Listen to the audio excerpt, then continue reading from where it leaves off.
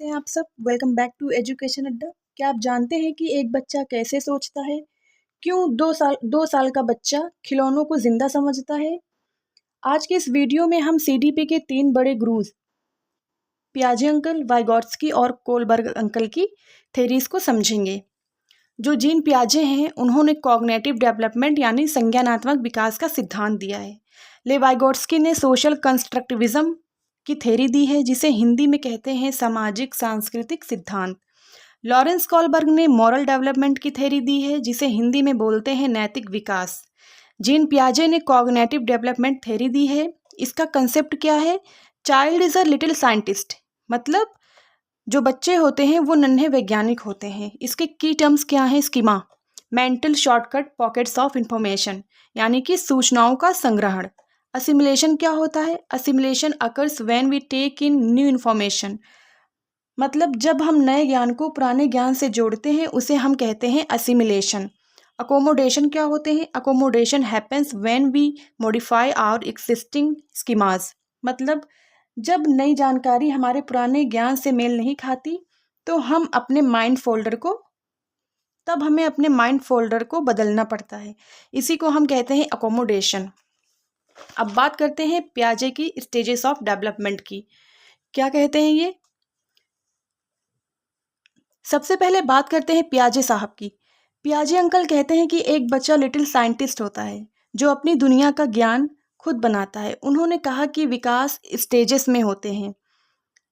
एक ट्रिक है, याद रखिएगा, SPCF। जो पहला होता है वो होता है सेंसरी मोटर स्टेज, जो हम 0 से 2 साल के बच्चों को बोलते हैं। ये क्या होते हैं? ऑब्जेक्ट परमानेंस, मतलब कि बच्चा अपनी सेंस से सीखता है।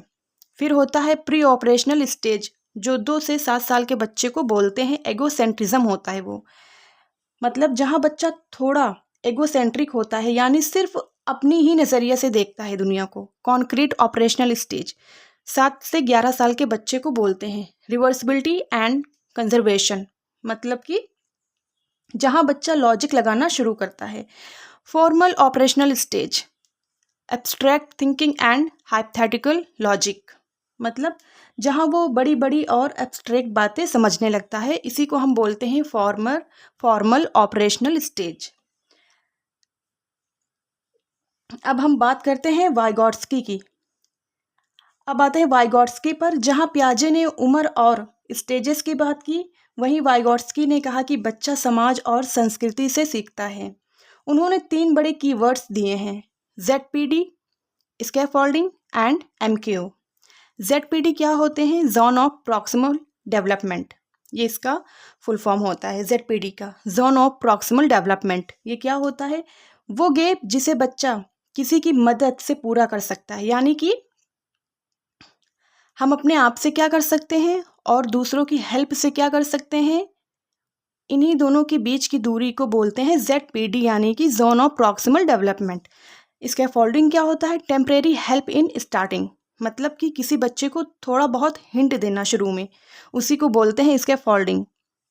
MQ क्या होता है? मोर नॉलेजेबल अदर्स, जो बच्चे से ज़्यादा जानता हो, जैसे हम और आप। अब हम बात करते हैं आखिर में लॉरेंस कॉलबर्ग की। इनका पूरा फोकस था मोलैरिटी पर। मोलैरिटी यानी नैतिकता पर। सही और गलत का फैसला बच्चे कैसे लेते हैं। उन्होंने हिंज की कहानी सुनाई थी, जिसमें एक आदमी अपनी बीमार पत्नी की जान बचाने के लिए दवाई चोरी करता था। उन्होंने 3 लेवल्स दिए हैं। पहला लेवल है प्री कन्वेंशनल स्टेज, दूसरा है कन्वेंशनल स्टेज एंड थर्ड है पोस्ट कन्वेंशनल स्टेज। इसका कंसेप्ट होता है राइट एंड रॉन्ग डिसीजन, सही और गलत का निर्णय।